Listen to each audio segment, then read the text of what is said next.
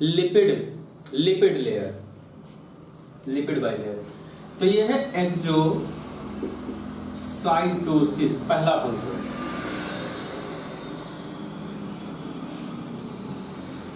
फिर दूसरा फंक्शन, अच्छा ये मैंने इंसुलिन का एक एग्जांपल दिया है। आप जानते हैं कि जितने हार्मोन, जो भी कुछ भी बनता है, अगर शरीर के अंदर कुछ बन रहा है तो सब सेल के अंदर ही बनता है, और जो भी सेल के अंदर बन रहा है उसको अगर दूसरी जगह पर जाना है तो वो इंट्रा सेलुलर से एक्स्ट्रा सेलुलर जाना बहुत जरूरी है, तभी दूसरी जगह जा पाएगा।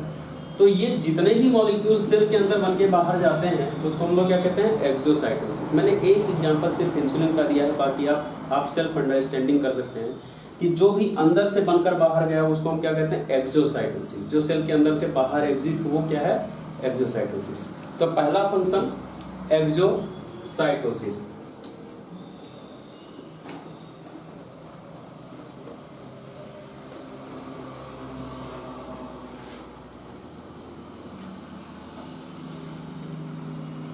फंक्शन ऑफ सेल मेम्ब्रेन है ये, function of cell membrane exocytosis. दूसरा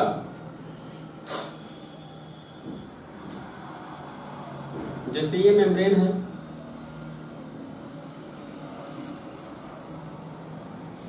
जब भी कोई एंटीजन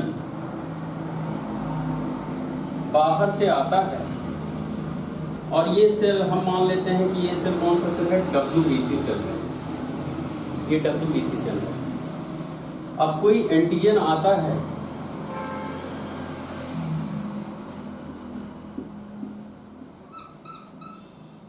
कोई एंटीजन जब बाहर से आता है तो इसको WBC मार देता है। आप लोग पढ़ते रहते हैं कि WBC एंटीजन बैक्टीरिया को मारता है, कुछ ऐसा पढ़ते हो।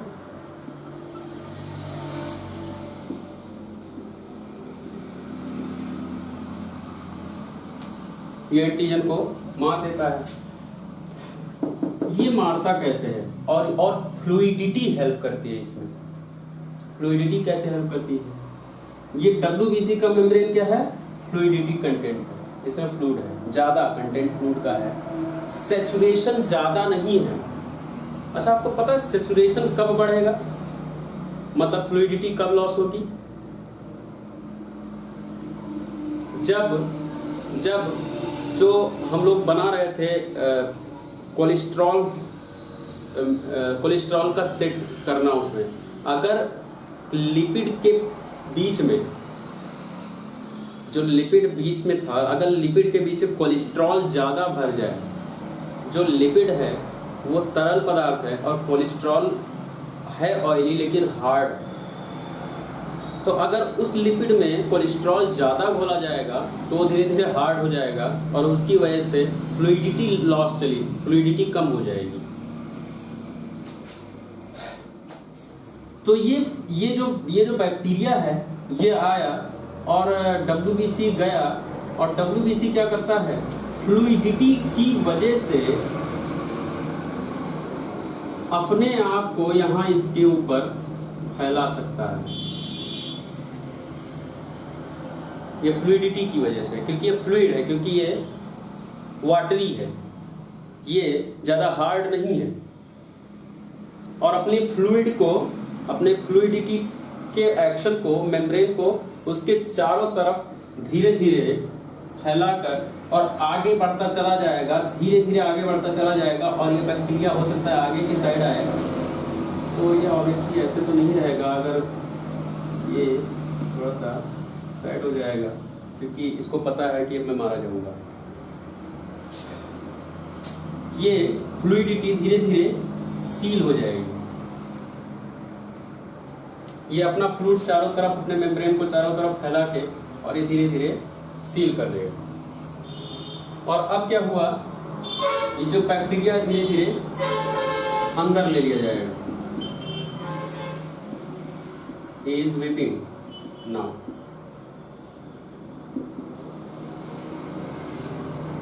ये बैक्टीरिया अंदर ले लिया गया, इसको क्या कहते हैं, इस फंक्शन को एंडोसाइटोसिस।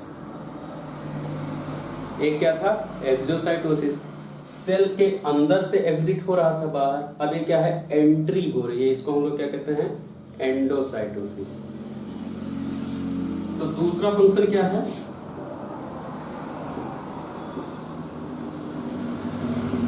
एंडोसाइटोसिस।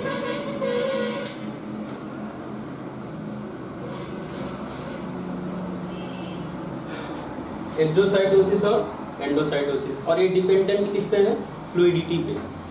और फ्लूइडिटी को डिस्टर्ब कौन कर सकता है, कोलेस्ट्रॉल।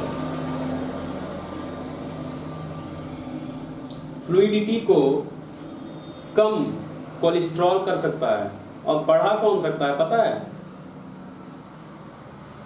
Factor, temperature. अगर तेल को गर्म किया जाए तो और पिघल जाता है, और अगर बॉडी का टेम्परेचर बढ़े तो फ्लूइडिटी बढ़ जाती है, तो फ्लूइडिटी बढ़ जाएगी।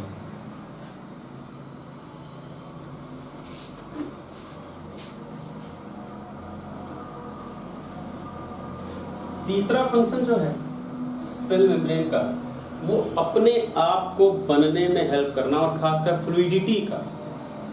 फ्लूइडिटी कहाँ हेल्प करती है इसमें,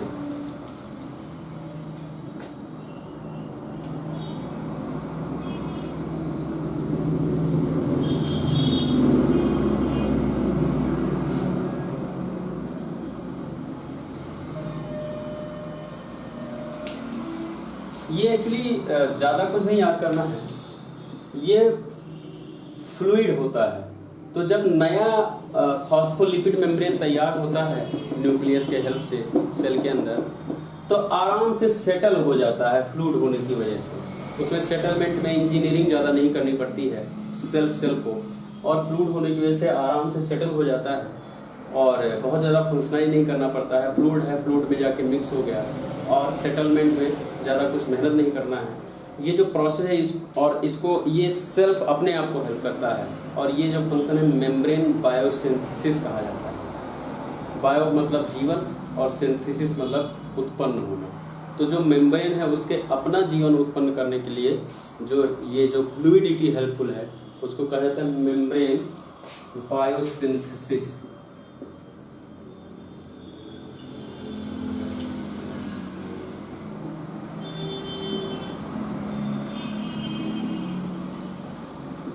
मेम्ब्रेन बायोसिंथेसिस।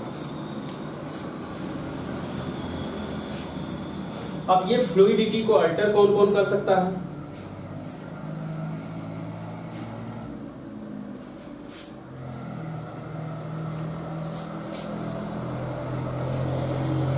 अल्टरेशन फैक्टर्स कौन कौन से हैं, मैं आपको समझाना चाहूँगा। जैसे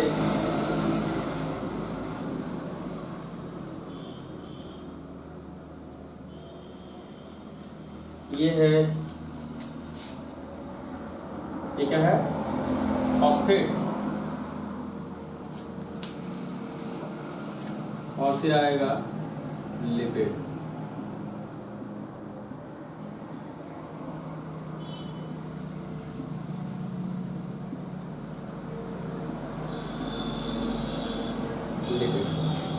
अगर इसको ध्यान से देखोगे तो इसके बीच में स्पेस है इन लोगों के। ये अगर हम लोग इसको पैर मान लें, अगर पैर मारे तो इनके बीच में स्पेसेस हैं।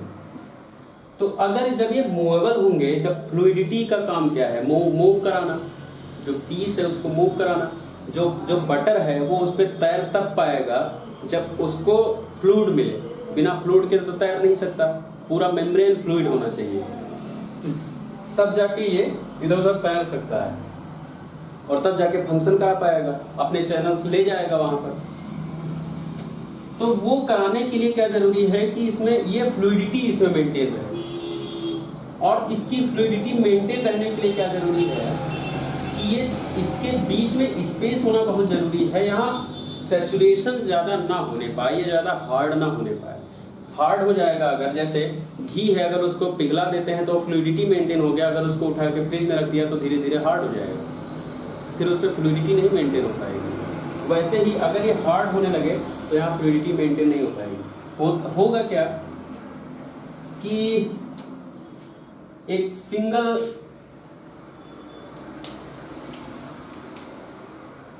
एक सिंगल है।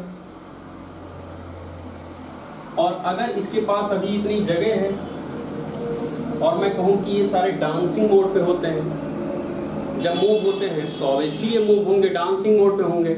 अब अगर ये डांसिंग मोड पे होते हैं तो इनका पैर जो है ये मूवमेंट के लिए जगह चाहिए, अगर इनको मूवेबल होना है तो।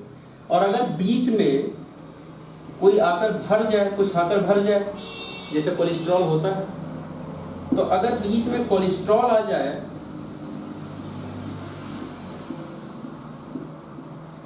तो कोलेस्ट्रॉल आ जाए, ठीक है, लेकिन कोलेस्ट्रॉल की अपनी एक क्वांटिटी है। जैसे 10% अबव कोलेस्ट्रॉल होता है लिपिड मेम्ब्रेन में, और 50% प्रोटीन होता है, 45% फॉस्फेट होता है, तो 40-45% फॉस्फेट होगा।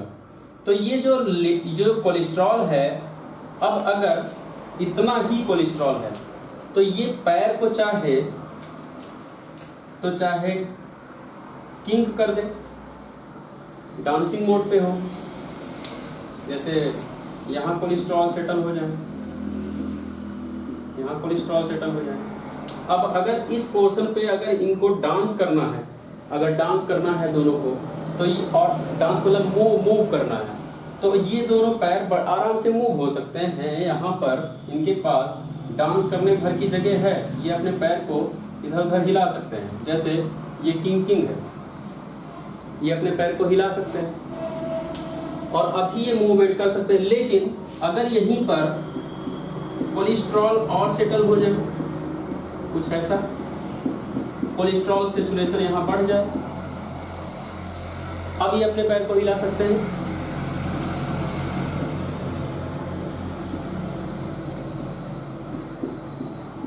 कुछ ऐसा, यहाँ कोलेस्ट्रॉल सैचुरेशन बहुत बढ़ जाए, अब ये अपने पैरों को हिला नहीं सकते, अब ये उसी में सेटल हो जाएंगे, इनका पैर उसी में जम जाएगा, कोलेस्ट्रॉल नहीं, क्योंकि कोलेस्ट्रॉल हार्ड लिपिड है, कोलेस्ट्रॉल हार्ड लिपिड है, और कोलेस्ट्रॉल अब यहाँ भर गया है, और कोलेस्ट्रॉल की वजह से इसकी फ्लूइडिटी कम हो जाएगी, तैरने की क्षमता, डांसिंग करने की क्षमता कम हो जाएगी कि ज्यादा?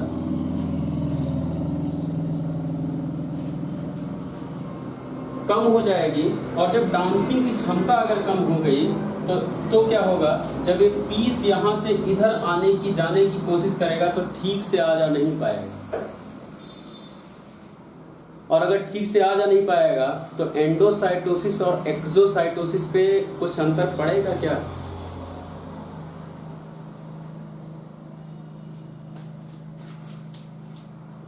तो कोलेस्ट्रॉल के बढ़ने से सिर्फ एथेरोस्क्लेरोसिस नहीं होता, बहुत कुछ होता है।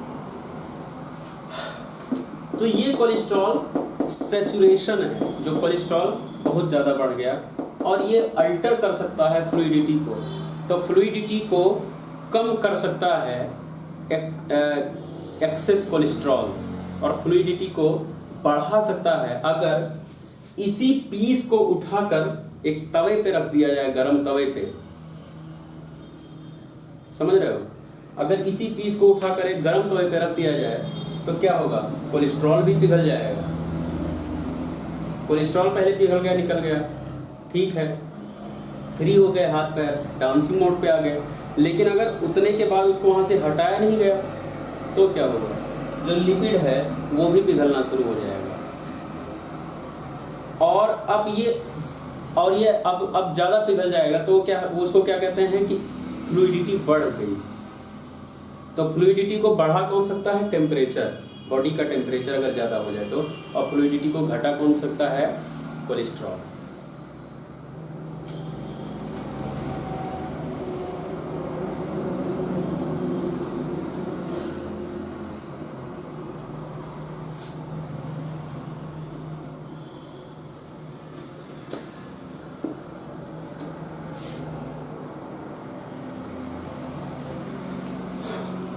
कुछ कॉन्सेप्ट समझ में आया? सेल मेम्ब्रेन के बारे में कुछ समझ में आ रहा है कि हम लोग क्या पढ़ रहे हैं?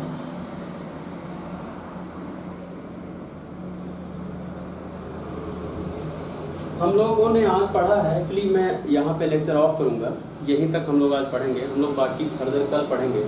हम लोगों ने आज जो पढ़ा है वो हम लोगों ने पढ़ा सेल मेम्ब्रेन के कंटेंट क्या क्या है, फॉस्फेट, लिपिड, प्रोटीन और कोलेस्ट्रॉल।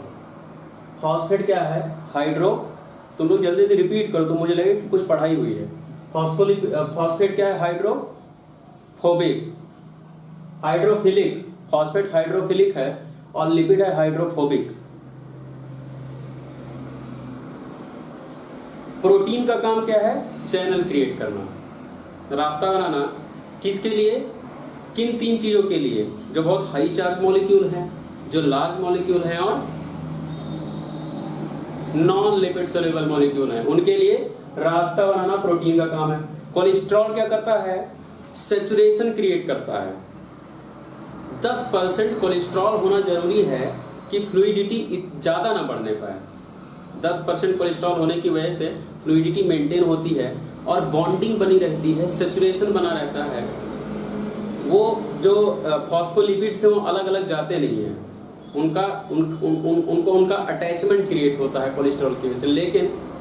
लेकिन अगर कोलेस्ट्रॉल ज़्यादा बढ़ने लग जाए तो हाई सैचुरेशन कोलेस्ट्रॉल हो जाएगा और फ्लूइडिटी कम हो जाएगी। और फ्लूइडिटी अगर कम हो जाएगी तो क्या होगा, एक्सोसाइटोसिस और एंडोसाइटोसिस में दिक्कत आ जाएगी। एक्सोसाइटोसिस खासकर और एंडोसाइटोसिस भी। और ये तो 4 कंटेंट हो गए सेल मेम्ब्रेन के। फिर हम लोगों ने पढ़ा 3 काम, एक्सोसाइटोसिस, एंडोसाइटोसिस और मेम्ब्रेन बायोसिंथेसिस या मेम्ब्रेन जेनेसिस नाम रख सकते हो।